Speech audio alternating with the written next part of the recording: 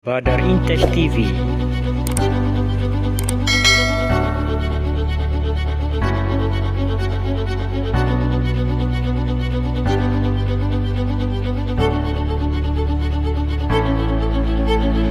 Bismillahirrahmanirrahim. Assalamualaikum warahmatullahi wabarakatuh. Saya Nur Nabila Najwa binti Muhammad Rizal dari 3 Ummah Al-Hatab, mewakili Rumah Khalid Al-Walid, ingin menyampaikan sebuah cerita dan pesanan sempurna Isra' dan Mi'raj.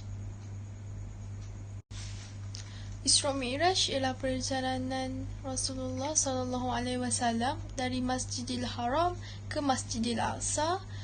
Kemudian baginda naik ke Sidratul Muntaha dan sampai ke Arasy Allah, iaitu di mana satu tempat alam diaturkan.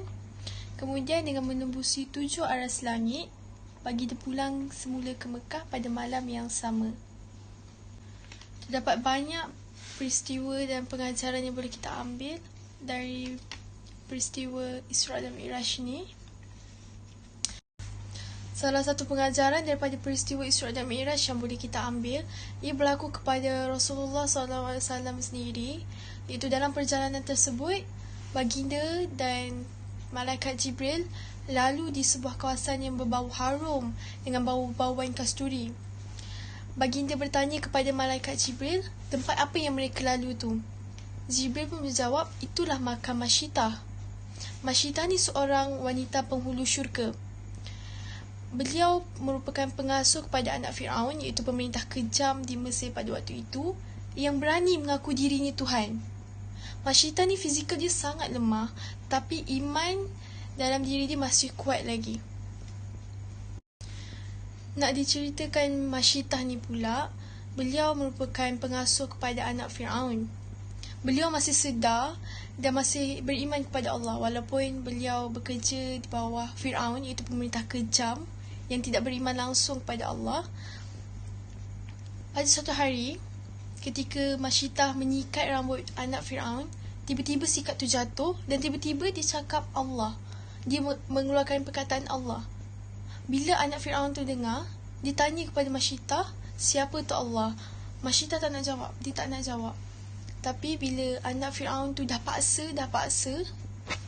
dan dia pun cakap pula, Allah tu Tuhan yang Maha Esa, Tuhan sekalian alam. Kemudian anak Fir'aun tu mengadu kepada Fir'aun dan membuatkan Fir'aun marah. Fir'aun paksa Masyitah untuk mengakui diri Fir'aun tu Tuhannya. Masyitah ni dia punya berani sehingga kan dia berani cakap, dia berani mengaku, dia bercakap kepada Fir'aun, Tuhan aku dan Tuhan kamu ialah Allah. Kata-kata Masyitah tu membuatkan Fir'aun semakin marah. Termasuklah menteri Fir'aun, iaitu Haman. Haman ni suruh Fir'aun bunuh Masyitah. Jadi Fir'aun perintahkan patung lembu daripada tembaga untuk diisi minyak sehingga panas menggelegak, dan arahkan Masyitah dan keluarganya dilontarkan seorang demi seorang. Sampailah giliran bayi Masyitah dilontarkan, Masyitah ni hampir mengalah. Masyitah hampir mengaku kalah kepada kehendak Fir'aun. Tapi dengan kuasa Allah yang luar biasa, bayi itu fasih berkata, wahai ibuku, janganlah engkau menyerah kalah. Sesungguhnya engkau berada di atas jalan kebenaran. Hebatnya mereka ni, mereka mempertahankan akidah dan iman mereka sehinggalah mereka mati syahid dibunuh Fir'aun yang kejam. Okey, sambung kepada perjalanan Isra' Mi'raj Rasulullah SAW. Okey, dalam perjalanan tersebut, baginda ada melihat beberapa siksaan yang menimpa kepada para wanita, yang membuatkan baginda sedih bila kenangkan siksaan-siksaan tersebut. Antara siksaan-siksaan tu ialah baginda melihat seorang perempuan, rambutnya digantung dan otak kepalanya mendidih. Mereka ialah perempuan yang tak nak lindungi rambut mereka di dunia, tak tutup aurat dan dilihat oleh lelaki lain. Seterusnya, baginda Rasulullah SAW turut melihatkan siksaan yang menimpa para wanita, iaitu lidah wanita tersebut digantung Kemudian tangan dia dikeluarkan dari punggung dan minyak panas dituang ke dalam kerongkongnya. Mereka ni adalah perempuan yang suka sakiti hati suami dengan kata-kata kat dunia dulu.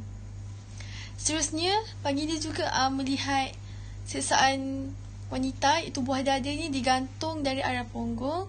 Air pokok zakum dituang ke dalam kerongkong. Mereka ni perempuan yang menyusui anak orang lain tanpa izin suami. Kemudian baginda berjalan-jalan dan dia melihat lagi satu siksaan yang menimpa wanita, iaitu kaki dan tangannya diikat sampai ke ubun. Kemudian dia dibelit ular dan kalajengking. Mereka ialah perempuan yang boleh beribadah, boleh berpuasa, boleh solat, tapi mereka tak nak melaksanakan ibadah tersebut. Dan baginda juga melihat perempuan yang makan daging sendiri, yang dipaksa makan daging sendiri, dan di bawahnya ada api yang menyala, api yang panas. Mereka ni yang suka berhias untuk laki lain lihat dia dan suka ceritakan aib orang dekat dunia dulu. Kemudian baginda sambung berjalan sehinggalah baginda melihat lagi satu siksaan, iaitu seorang wanita dipaksa untuk potong badannya sendiri. Mereka ni wanita yang suka memasyhurkan diri sendiri untuk orang lain lihat perhiasan dia, lihat diri dia, lihat kepribadian dia. Dan seterusnya, baginda turut melihat satu lagi siksaan, iaitu seorang wanita, kepalanya seperti khinzir dan badannya seperti kedai. Mereka ialah wanita yang suka mengadu domba dan suka berdusta dekat dunia dulu.